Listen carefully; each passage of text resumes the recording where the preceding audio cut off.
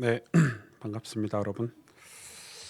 어, 코로나가 곧 끝날 것 같긴 한데 분위기를 잘 모르겠어요. 네, 제 생각에는 5월 달이면 좀 정상적으로 예배를 드려도 되지 않을까, 이렇게 안전 그 안전 수칙을 지켜서 그런 생각을 많이 들고 있습니다. 네, 오늘 사도행전 2장입니다. 저희가 금요일 밤에 사도행전 말씀을 이제 시작을 해서 나누고 있는데, 제 개인적으로는 우리가 레위기를 공부하면서 레위기 말씀을 나누면서 그 레위기 말씀이 우리에게 이렇게 적용되기 위해서는 사도행전을 좀 필요로 하다고 저는 생각이 됐고요.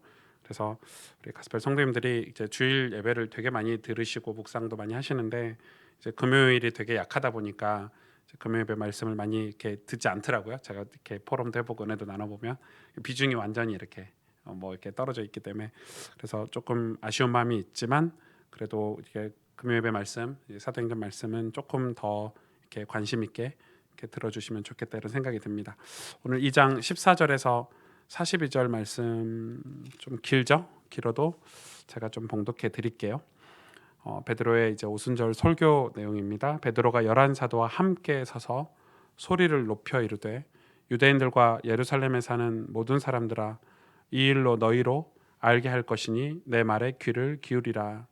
때가 제3시니 너희 생각과 같이 이 사람들이 취한 것이 아니라 이는 곧 선지자 요엘을 통하여 말씀하신 것이니, 일러스되 하나님이 말씀하시기를 말세 내가 내 영을 모든 육체에 부어주리니 너희의 자녀들은 예언할 것이요 너희의 젊은이들은 환상을 보고 너희의 늙은이들은 꿈을 꾸리라. 그때 내가 내 영을 내 남종과 여종들에게 부어주리니 그들이 예언할 것이요 내가 위로 하늘에서는 기사를, 아래로 땅에서는 징조를 베풀리니 곧 피와 불과 연기로다. 주의 크고 영화로운 날이 이르기 전에 해가 변하여 어두워지고 달이 변하여 피가 되리라. 누구든지 주의 이름을 부르는 자는 구원을 받으리라 하셨느니라. 이스라엘 사람들아, 이 말을 들으라. 너희도 아는 바와 같이 하나님께서 나사렛 예수로 큰 권능과 기사와 표적을 너희 가운데 베푸사 너희 앞에서 그를 증언하셨느니라.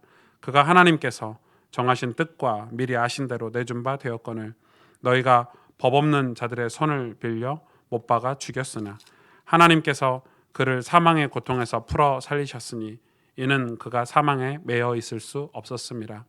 다윗이 그를 가리켜 이르되 내가 항상 내 앞에 계신 줄을 배웠으며 나로 요동하지 않게 하기 위하여 그가 내 우편에 계시도다. 그러므로 내 마음이 기뻐하였고 내 혀도 즐거워하였으며 육체도 희망에 거하리니 이는 내 영혼을 음부에 버리지 아니하시며 주의 거룩한 자로 썩음을 당하지 않게 하실 것이미로다.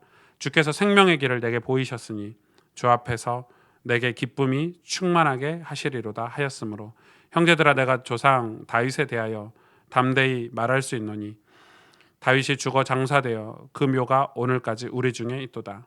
그는 선지자라. 하나님이 이미 맹세하사 그 자손 중에서 한 사람을 그 위에 앉게 하리라 하심을 알고 미리 본고로 그리스도의 부활을 말하되 그가 음부에 버림이 되지 않고 그의 육신이 썩음을 당하지 아니하시리라 하더니 이 예수를 하나님이 살리신지라. 우리가 다 이 일의 증인이로다. 하나님이 오른손으로 예수를 높이심에 그가 약속하신 성령을 아버지께 받아서 너희가 보고 듣는 이것을 부어 주셨느니라. 다윗은 하늘에 올라가지 못하였으나 친히 말하여 이르되 주께서 내 주에게 말씀하시기를 내가 원수로 내 발등상이 되게 하기까지 너는 내 우편에 앉아 있으라 하셨도다 하였으니, 그런즉 이스라엘 온 집은 확실히 알지니 너희가 십자가에 못 박은 이 예수를 하나님이 주와 그리스도가 되게 하셨느니라 하니라. 그들이 이 말을 듣고 마음에 찔려 베드로와 다른 사도들에게 물어 이르되 형제들아, 우리가 어찌할꼬 하거늘 베드로가 이르되 너희가 회개하여 각각 예수 그리스도의 이름으로 세례를 받고 죄 사함을 받으라. 그리하면 성령을 선물로 받으리니 이 약속은 너희와 너희 자녀와 모든 먼데 사람 곧 주 우리 하나님이 얼마든지 부르시는 자들에게 하신 것이라 하고, 또 여러 말로 확증하며 권하여 이르되 너희가 이 패역한 세대에서 구원을 받으라 하니 그 말을 받은 사람들은 세례를 받음에 이 날에 신도의 수가 3천이나 더하더라. 그들이 사도의 가르침을 받아 서로 교제하고 떡을 떼며 오로지 기도하기를 힘쓰니라. 아멘. 네. 이제 뭐 이렇게 성도님들 안 계신 곳에서 설교하는 게 되게 익숙해가지고 네, 이제 뭐 인터넷 방송하는 것 같고 그렇습니다만은 네. 오늘 이 베드로의 오순절 설교는 정말 사실 놀라운 겁니다. 왜 놀랍냐면 베드로가 설교를 했기 때문에. 이게 뭐 바울이 했으면 이해라도 갈 텐데 어부인 베드로가 이 구약의 성경을 인용을 해가지고 지금 설교하는 장면이 이게 많은 신학자들이 정말 놀랍다 할 만큼 굉장히 놀라운 장면입니다. 그 말은 베드로가 그 사이에 지금 예수님을 따라다니면서 그리고 예수님이 십자가에 못 박고 죽고 그리고 마가다락방에서 기도하는 그 과정 속에서 베드로가 얼마나 성실하게 성경을 공부했는지 얼마나 구약에 대해서 관심 있게 찾아봤는지를 이렇게 오늘 말씀이 전 증명하는 거라고 생각하고 아무리 성령이 내 안에 임하셔서 역사하셔도 내가 가지고 있는 걸로 성령께서 역사하시지 내가 가지고 있지 않는 게 이렇게 나오진 않습니다. 성령 역사를 되게 사람들이 이렇게 오해하는데 막 무식한 사람이 성령 받으면 유식해진다 이렇게 말하는데 그렇지 않습니다. 성령을 받아도 원래 가지고 있던 게 드러나게 돼 있습니다. 그럼 그 말은 무식한 사람이 유식해졌다는 말은 성령을 받아서 그게 감동이 돼서 성경을 공부하고 이 수준이 높아진 거지 그 성령께서 우리를 유식하게 만들 뭐 무에서 유를 창조하시는 성령은 아니십니다. 성령의 감동을 받아서 우리가 자세가 달라지는 거지 성령의 감동을 받아서 성경을 읽게 되고 말씀을 깨닫게 되는 거지 말씀을 듣지 않는데 말씀을 깨닫는 거는 불가능한 일이죠. 그래서 자꾸 성령의 역사를 막 무에서 유를 창조하는 것처럼 말씀하시는 분들이 계시는데 그건 굉장히 잘못된 상식이라고 생각이 들고 오늘 베드로가 이 설교는 굉장히 놀랍습니다. 아주 지금 이 첫 설교죠. 사도의 첫 설교인데 이 구약을 완전히 꿰뚫었고 또 하나님이 지금 구속사, 구원 사역을 하는 것을 완전히 꿰뚫었습니다. 이거는 100% 성령의 역사라고 생각이 됩니다. 진짜 성령의 우리 가운데 임하시면 우리가 진리 가운데로 성령이 우리를 안내하기 때문에 그래서 많은 사입이나 이상한 그냥 자기 동기와 자기 욕심을 가지고 성령을 사용하는 사람들의 틀리고 옳고 그름을 바르게 분별할 수 있는 것은 이 사람의 끝이 구원 사역이냐는 겁니다. 끝이 영혼을 살리는 구원 사역이냐 그렇지 않냐로 이 성령의 역사를 이게 거짓 영인지 하나님의 영인지 우리가 분별할 수 있습니다. 사람을 살리고 영혼을 살리는 일이 아니면 그건 거짓 영입니다. 아무리 대단한 기적이 일어나고 기사와 표적이 나타나도 거짓 영이고 아무리 설교를 잘하고 아무리 많은 사람들을 현동해도 이 영혼을 살리는 다시 말해서 교회를 세우고 하나님 나라를 확장하는 일이 아니라면 그건 거짓 영이라고 우리가 분별할 수 있겠죠. 오늘 이 베드로는 하나님의 성령으로 말미암아 그가 이제 11사도와 함께 서서 이렇게 기록이 돼 있죠.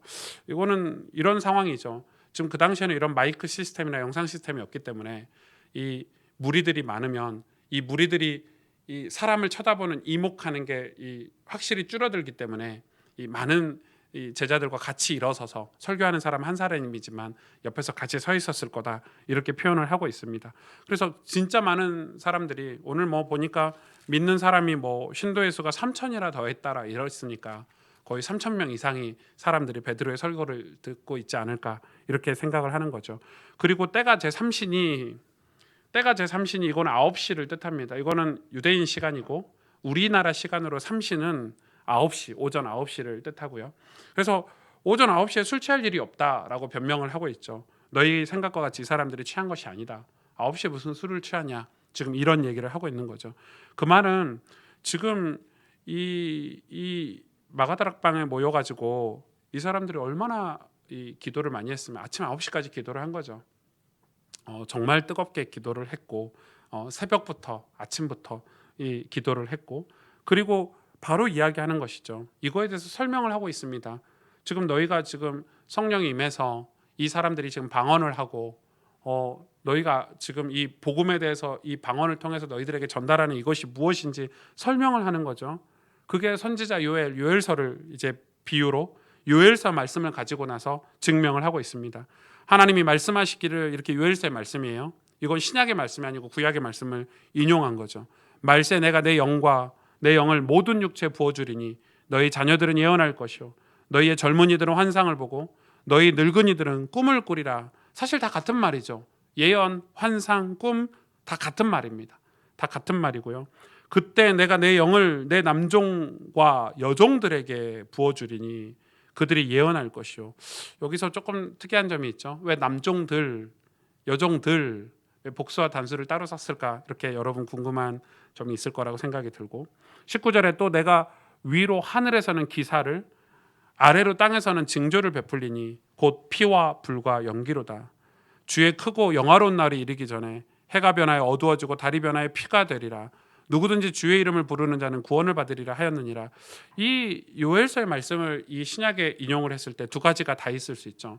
한 가지는 이 요엘서 말씀은 지금 신약을 시작하는 예수 그리스도께서 부활하시고 나서 성령의 임재를 예언하는 말씀이고 또 하나는 이 말세를 우리는 지금 말세 시대를 살고 있잖아요. 근데 뭐 벌써 예수님이 성령 초대교회가 시작하고 벌써 2000년이 지났으니까 언제 종말이 올지는 모르지만 우리는 종말을 믿어요. 하도 사이비들이 종말해서 우리가 종말이란 단어를 쓰지 않지만 기독교는 종말 신앙, 부활 신앙 위에 서 있죠.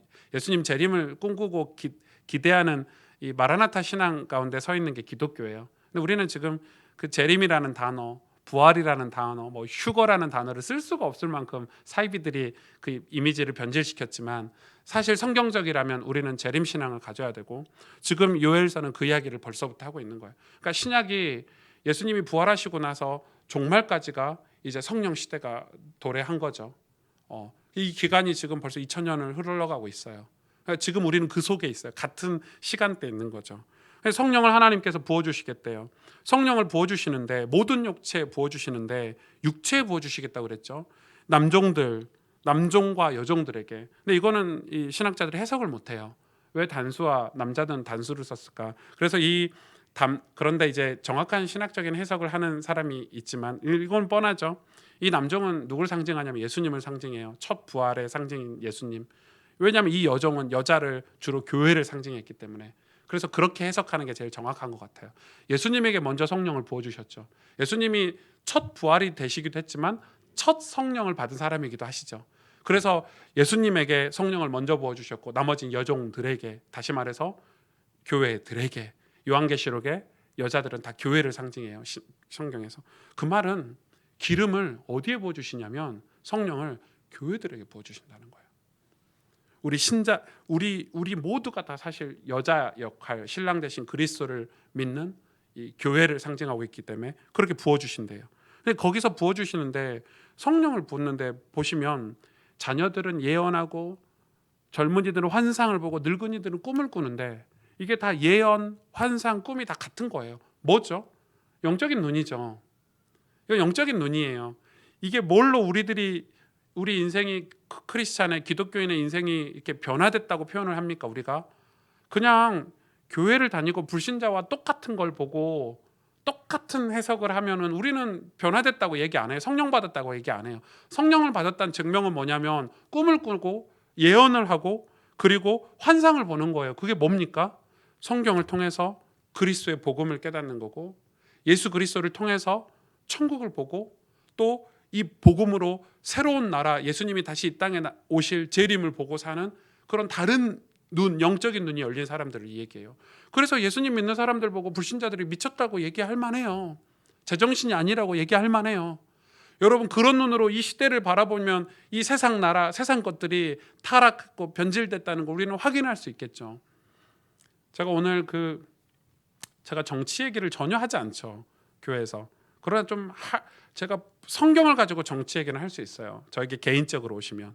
저는 전라도 완전 광주 출신이니까 저는 완전 전라도가 이렇게 오랜 세월 있겠지만 그러나 정치적으로 봤을 때 이 정권이 복음적인 정권은 아니에요, 여러분.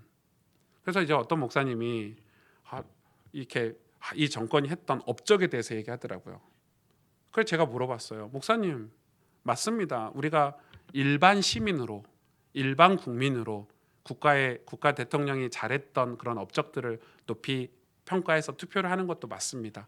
그러나 그거에 머물러 있으면 당신은 목사의 자격은 없습니다. 그랬어요. 여러분, 우리가 복음의 관점으로 시대를 내다보고 성경으로 세상을 바라봤을 때는 그렇게 객관성이 없이 그렇게 무분별하게 이렇게 뭐라고 표현하기 어려울 만큼 이렇게 동조하고 그걸 이렇게 우상시하고 이런 모습 옳지 않죠. 기독교인에게 여야 이런 개념이 옳지 않습니다. 우리는 철저하게 성경이라는 이 세계관, 기독교 세계관을 가지고 세상을 쳐다봐야 돼요. 그걸 가지고 평가해야 돼요. 그거는 뭐 보수나 뭐 진보나 그 양쪽에 있는 사람 다 똑같아요. 그게 막 우상인 것처럼, 보수가 막 정답인 것처럼, 이 당이 정답인 것처럼. 정답이 어디 있어요? 여러분, 세상은 소망이 없어요. 어느 당이 정권을 다 장악해도. 그러나 우리가 성경적으로 이 복음 운동에 유익한 이 당을 지지를 하는 거죠. 그러나 이것도 하나님이 허락하지 않은 이유는 우리 보고 개혁하라는 거예요. 우리의 신앙이 너무 자유 속에 있어서 변질됐기 때문에 핍박도 필요하다는 거예요. 우리는 늘 그런 자세로 우리의 상황과 지금의 시기와 때를 두고 우리가 성경으로 돌아가고 성령으로 돌아가려는 몸부림이 기독교인에게 있어요. 하나님은 엄청난 섭리를 가지고 우리를 훈련하세요. 우리가 복음 전파를 하지 않고, 우리가 이 시대를 두고 기도하지 않고, 우리가 교회를 세우지 않기 때문에 하나님은 나라를 움직이시고 정권을 움직이신다고 저는 확신해요. 어떻게 코로나 바이러스가 그냥 허락하셨겠어요? 어떻게 이게 영적인 해석이 없이 그냥 이 시대를 살 수가 있어요? 목사님들이 그런 데 있어서 너무 무분별하고 아무 생각 없이 그냥 지나가요. 근데 저는 너무너무 답답해요. 너무너무 두려워요. 여러분, 하나님 두렵지 않으세요? 전 너무너무 두려워요. 목사로서 너무너무 두렵단 말이에요, 이 시대가. 그러니까 이 성령이 임재를 하면, 하나님의 영이 우리에게 임하면 당연히 꿈을 꿔야 되죠. 당연히 환상을 봐야 되고, 당연히 예언해야 되죠. 우리는 그런 크리스찬들이 돼야 돼요.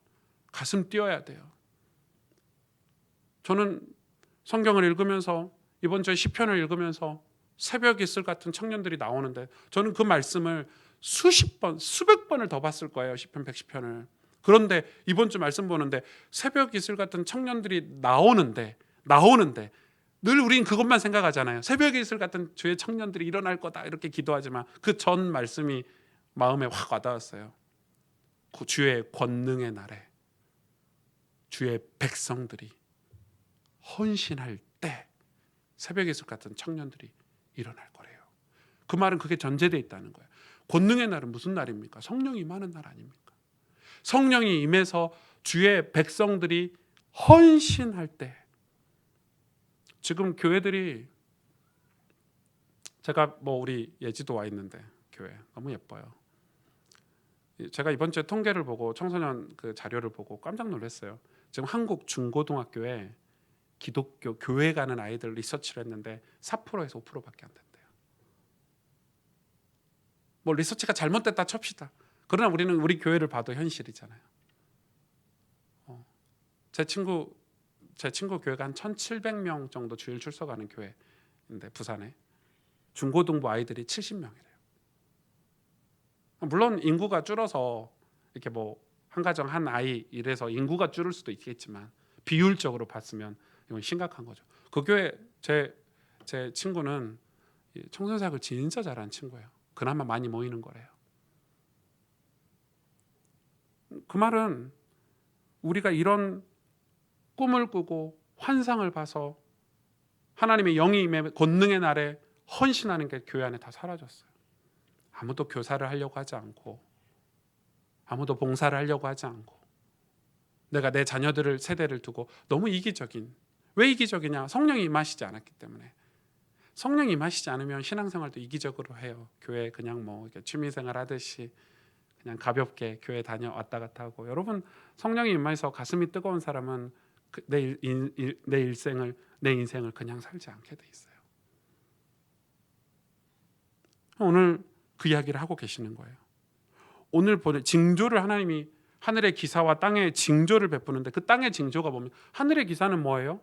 하나님이 그리스도를 보내신 거죠. 땅의 징조는 뭡니까? 피와 불과 연기. 뭐죠? 우리 배우잖아요. 레위기 제사잖아요. 피와 불과 연기. 하나님이 받으시는 거잖아요. 피를 받으시고 불을 받으시고 화재를 받으시고 연기를 받으시잖아요. 연기로 흠모하셨어요. 연기로 다 흠양하셨어요. 이거 우리의 제사, 우리의 헌신을 얘기해요. 이 땅의 징조는 뭐냐? 하나님께서 하늘의 기사를 베풀 때, 성령을 부어주시고 그리스도를 보내주셨을 때 우리의 반응을 가지고 그걸 하나님이 이 땅의 징조라고 얘기하시는 거예요. 지금 베드로가 얼마나 설교가 정확한지 요엘서를 끄집어낸 거는 성령이 임했을 때 그 성령을 받고 가만히 있는 게 아니라 우리는 하나님께 바로 제사를 드리게 되는 거예요. 피와 불과 연기. 이 제사가 무슨 제사입니까? 다시 소를 잡고 양을 잡는 제사입니까? 로마서 12장에 사도 바울이 고백을 하죠. 우리의 인생을, 우리의 일생을 산 제사를 하나님께 드리는 거. 하나님께 우리 인생을 드리는 거예요. 그게 징조라는 거예요.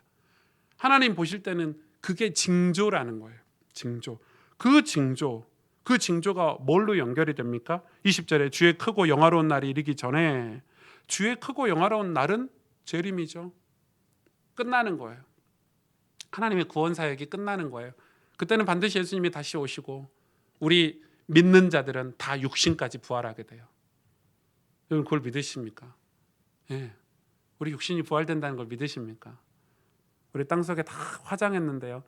왜 화장을 반대하냐면 옛날에는 아니 육신이 부활하는데 시체를 잘 보관해놔야지. 말도 안 되는 소리죠. 우리가 바다에 뿌려도 하나님이 다 부활하게 하시는 능력이 있는 거죠. 완전 육체로 다시 만드셔서 부활하십니다. 우린 그 부활신앙을 믿어요. 예수님이 첫 번째 육신 부활을 하셨기 때문에. 그게 초실절이죠. 돌아오는 주 설교가 그 내용이에요. 예수님이 첫 부활을 하셨어요. 그래서 우리도 그 첫 부활을 왜 육신 부활을 하셨냐면 우리에게도 그 소망을 주시는 거예요. 예수님께 속한 자, 예수님께 붙어있는 자, 우린 다 육신의 부활을 해요. 그때가 오기 전에 그게 마지막 기회예요. 무슨 기회예요? 구원받을 마지막 기회예요. 그래서 그 징조가 있을 때 누구든지 주의 이름을 부르는 자는 구원받으리라. 이제 구약의 모든 예언이 성령이 임하시니 초대교회로부터 이제 성취가 되기 시작하는데 그 성취가 무엇입니까? 구원, 구속사역, 하나님의 추수사역이에요. 초실절은 이 첫 번째 수확물을 하나님께 드리는 거고, 첫 번째 수확물, 보리의 첫 번째 수확물을 하나님께 드리는 거고, 나중에 77절은 뭐예요? 모든 수확물을 하나님께 드리는 거거든요. 두 번째 수확물, 밀의 두 번째 수확물, 밀 첫 번째 수확물인데 그게 무슨 의미가 있어요? 그게 무슨 어떤 의미가 있어요? 예수님으로 말미암아 첫 번째 이 제물로 하나님께 드렸다면 첫 수확물을, 그 다음에는 대추수의 기간이에요. 예수님이 얘기하셨죠. 추수할 때가 이르렀는데, 곡식은 땅에 널려 있는데 추수할 일꾼이 없다. 그 말은 이 성령이 임하셔서 하늘의 기사가 일어나고 성령이 임하시는 기사가 일어나면 이 땅의 징조, 우리의 헌신으로 무슨 새벽이 있을 것 같은 청년들이 일어나는 추수의 역사가 일어나는. 우리 추수라는 단어도 못 쓰잖아요. 신천지에서 추수하니까 진짜 다 이단들이 이 성경의 핵심 단어를 다 쓰고 있어가지고 누구든지 주의 이름을 부르는 자는 구원을 받으리라. 그러면서 뭐 이야기하고 있어요. 22절에 유대인들에게 먼저 이스라엘 사람들아 이 말을 들으라. 너희도 알지만, 지금 이 요엘서를 가지고 이제 적용을 하는 거예요. 설교를 하는 거죠. 너희가 죽인 그 예수가 바로 기사, 하늘에서 우리에게 보내주신 그리스도다. 너희가 못 박힌, 너희는 율법의 사람인데 법 없는 자의 손을 빌려, 이방인의 손을 빌려 너희가 죽인 그 예수가, 그게 바로 그리스도다. 지금 이렇게 얘기하는 거예요. 그러면서 얘기하죠. 또 하나의 인용을 하죠. 누굴 인용해요? 다윗을 인용을 하죠. 다윗이 고백한 고백들을 인용을 해요. 다윗은 뭘 알았냐? 자기가 그리스도의 메시아 족보라는 걸 다윗이 알았다고 오늘 베드로가 얘기하고 있어요. 여러분 이건 진짜 놀라운 일이에요. 이해가 돼요. 성령이 임하시지 않고는 그걸 할 수 없는 일이에요. 내 족보가 구약의 내 족보가 그리스도가 나실 족보라는 걸 다윗이 알고 있었대요. 그래서 다윗이 항상 하나님 앞에 기도하고 두렵고 떨림으로 말씀을 묵상하고 내가 주님이 내 앞에 모시고 사는 것처럼 살았다는 거예요. 그분이 바로 그리스도라는 거예요. 왜 이 다윗을 인용했겠어요? 이스라엘 사람들이 가장 존경하는 사람 다윗, 가장 좋아하는 사람 다윗. 지금도 이스라엘 국기 자체가 다윗별 아닙니까? 그렇기 때문에 이 다윗을 인용한 거예요. 지금 이 다윗이, 너희가 가장 좋아하는 다윗이 지금 뭘 바라보고 메시아 그리스도를 이렇게 붙잡고 인생을 살았는데 그분이 지금 오셨다. 이 베드로의 설교가 어떻게 이런 설교를 할 수 있지? 할 만큼 사도행전장은 은혜가 있는 설교예요. 제가 볼 때는 이 설교만큼은 제가 볼 때는 바울보다 나아요. 이런 고백을 하고 있죠. 그래서 얘기하는 거예요. 그 그리스도의 십자가 사건을 얘기하는 거예요. 그랬더니 37절로 쭉 넘어가서 그들이 거기 앉아있는 사람들이죠.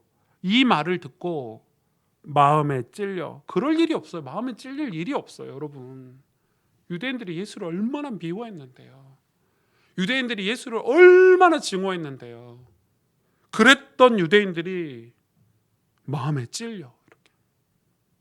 마음에 찔려. 왜 마음에 찔리는 이 회개의 역사가 일어났을까요? 하나님 시간표죠. 하나님 하신 거죠. 이게 베드로가 설교를 잘해서 찔린 게 아니에요. 이게 성취라는 거예요. 이게 말씀이 성취됐다는 거예요. 성령이 임하셔서 복음 전파할 준비가 되니까 하나님이 문을 여시는 거예요. 이걸 보고 전도의 문을 여셨다고 하는 거예요. 마음에 찔려. 불과 이게 기간이 긴 기간이 아니잖아요. 회개할 인간들이 아니에요, 이스라엘 사람들이. 그런데 이스라엘 사람들이 마음에 찔려 이런 일이 일어났다는 거. 이건 진짜 하나님이 추수할 때가 됐다. 너희들이 예언하고 환상하고 꿈을 꾸니까 구원받을 자, 예수 그리스도 이름을 부르는 자들이 나오게 된다, 이 말이에요. 하나님의 백성이 권능의 날에 헌신하니까 새벽 이슬 같은 주의 청년들이 일어난다, 이 말이에요. 이거는 100% 영적인 거예요. 그럼 뭐예요? 여러분, 이 말씀은 뭐예요? 우리가 베드로처럼 마가다락방의 이 120 성도들처럼 우리가 성령 받는 일에 어떻게 해야 돼요? 생을 걸어야 되는 거예요.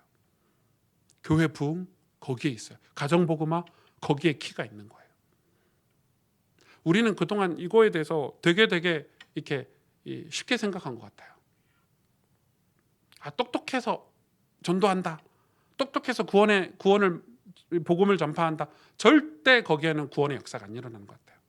제가 여러분 그냥 하는 얘기가 아니라 시대를 봐도 그래요. 시대를 봐도. 막 신학자들이 발전하고 신학 서적들이 쏟아져 나오고, 특히 지금 한국은요, 신학책이나 어떤 출판 사업이나 이 유튜브나 이 기독교 문화가요, 최정점에 있는 시기예요.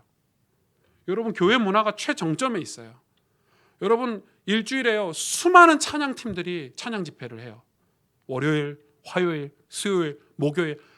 저도 몇 번 가봤는데 갈 때마다 감동이 되는 거는 그 성령의 역사가 감동되는 게 아니라, 와, 실력 좋다. 와, 분위기 좋다. 와, 되게 찬양 가사가 좋다. 은혜롭다, 이러지. 지금 그런 것들이 시대를 회개시키고 그들의 마음을 찔리게 만드는 거는 필요한 조건일 수도 있겠지만 그게 진리나 정답은 아니라는 거예요. 오히려 80년대 여의도에서 여러분, 이 익스플로어 80년대 익스플로어 이 여의도에 이 전국에서 100만 명이 모였죠. 다 그 주먹밥 같은 거 싸워가지고요. 얼마나 근데 가난했냐면 다 이게 아주머니들 보니까 현대식 옷도 안 입으셨더라고. 영상 보니까 다 이렇게 이 한복 같은 거 막 이고 와가지고 그 여의도가 다 그 당시에 그 영상 보니까 빌딩 하나 없는 그냥 허화 벌판이었더만요.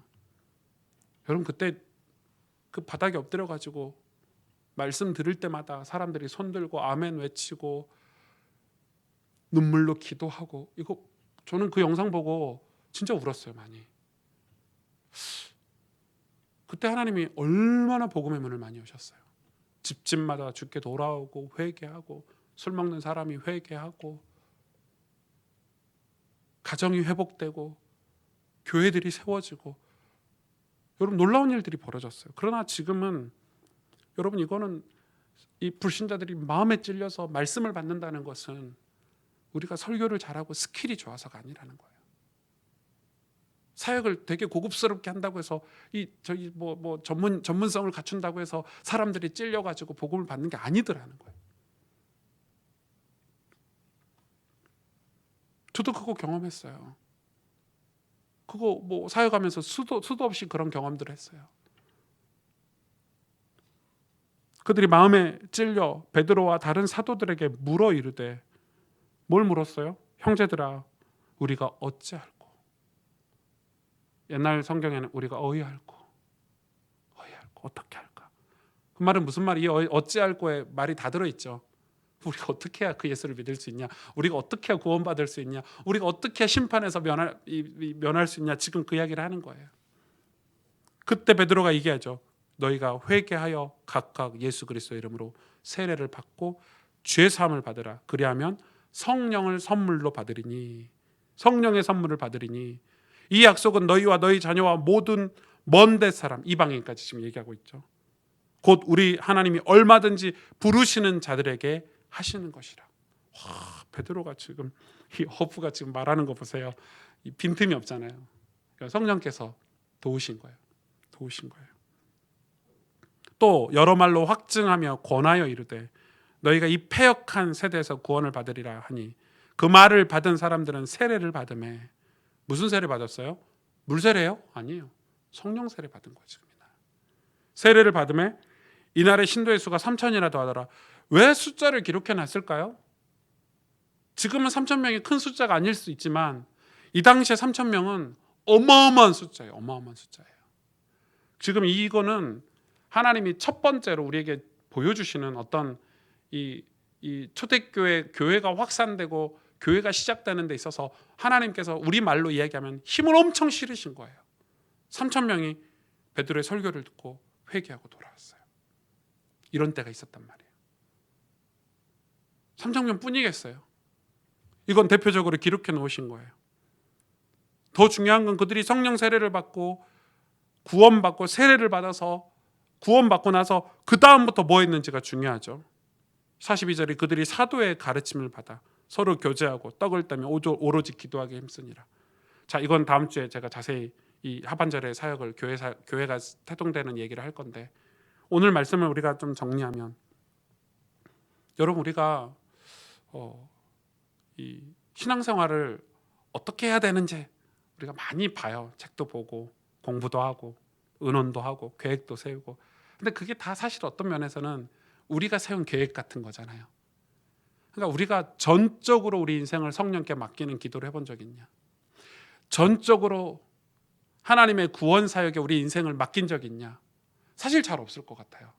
저도 그래요. 저도 옛날에는 그런 걸 해봤어요. 막 교회 가서 막 기도하고 성령 받아서 성령의 인도 받아야지 이렇게 했는데, 어느 순간부터는 가족도 생기고 자녀들도 생기고, 또 이제 교회를 개척해서 어떤 사회적인 어떤 지위도 중요하고 먹고 사는 문제도 중요하고 내 인생에 어떤 내 꿈도 생겼어요. 그전에는 내 꿈이라는 게 없었어요. 하나님 나라, 천국, 복음 전파 뭐 이런 게 내 꿈이었다면, 어느 순간부터 내 꿈도 생기고 내 자아도 더 강해지고, 그 말은 무슨 말이냐면 성령에서 멀어지는 거죠. 기도하는 시간도 줄고, 하나님 나라가 확장되는 일에 관심도 점차 줄고. 여러분 우리 그러지 않습니까? 그래서 우리가 되게 수준 있고 교양 있게 사는 것 같지만 하나님의 구속사에서는 조금씩 멀어지는, 어느 순간부터 우리 주변에 나로 인해서 복음 받는 사람도 없어지고 전도도 상관없어지고 교회도 멀어지고. 그럼 이게 뭐예요? 어떻게 되는 거예요? 그런 때를 우리가 지금 살고 있는 거예요. 그래서 되게 제가 요즘 젊은 사람들 만나서 이렇게 이야기해 보면 제가 이야기를 던지지 못할 정도의 이런 얘기를, 자네 성령 받았나? 자네 지금 성령 인도 받고 있나? 자네 지금 하나님과 친밀하게 교제하고 있나? 이 질문도 할 수 없을 만큼 신앙의 수준이 바닥이에요. 그러니 당연히 청년 세대가 죽어버렸으니 우리 청소년 세대나 그 다음 우리 후대는 거의 뭐 희망이 없어요. 청년들이 교회에서 으쌰으쌰 해주고, 으쌰으쌰하다는 표현이 이상할 만큼 성령을 사모하고 그들의 삶이 뜨거워야 되는데 그런 뜨거움들이 다 사라져 버렸어요. 이젠 청년들도 교양 있게 신앙생활 하려고 해요. 자기 세상을 다 하고 취미생활 다 하고 자기 다 할 거 다 하고 시간 좀 남으면 거기서 또 쪼개가지고 교회 가줄게요 이렇게 얘기해요. 안 와도 돼. 저는 그렇게 생각해요. 오지마. 그 하나님 앞에 바른 중심 아니야. 그런 제산 하나님 안 받으셔. 레위기 첫 예물을 드리라고 그랬어요. 첫 예물이 뭐예요? 처음 거를 드리래요.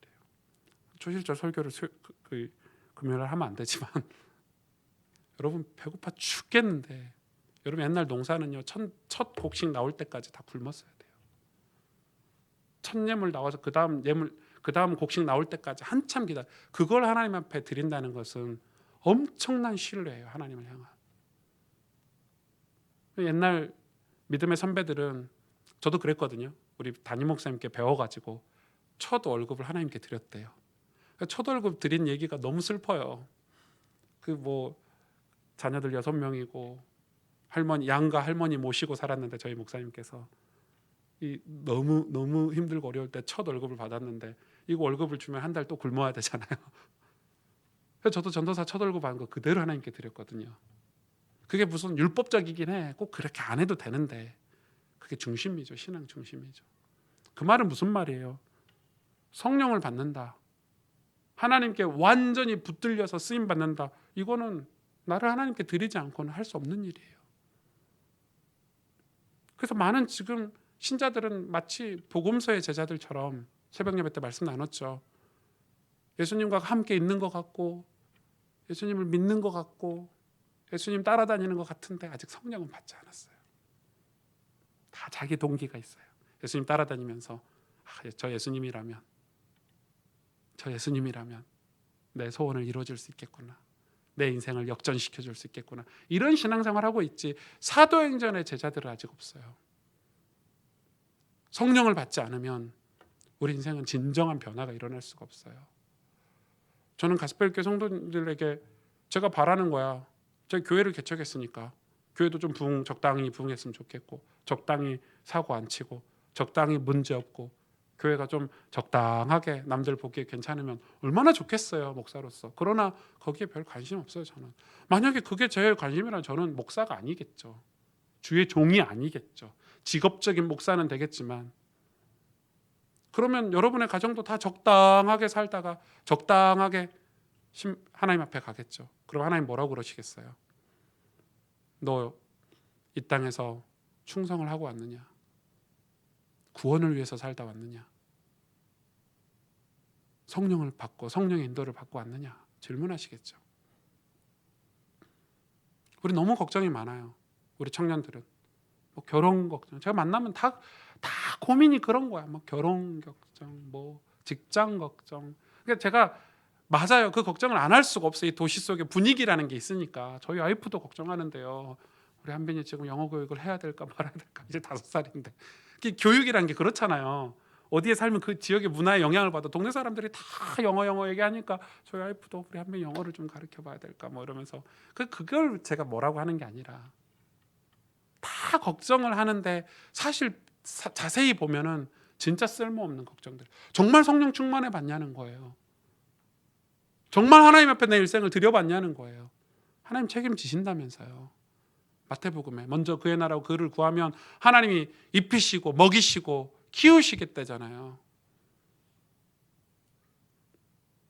진짜 보면 우리는 이 사도행전 2장 이 베드로의 설교를 우리가 들어야 되는 거예요. 사실은 우리가 들어야 돼요. 이 육성을 그대로 들어야 돼요. 좀 녹음 좀 해놨으면 얼마나 좋았을까. 글로만 적어놔가지고 회개하고. 이 세례를 어떻게 받을 수 있냐면 오늘 마지막에 38절에 보니까 회개받는 순서를 베드로가 얘기해놨어요.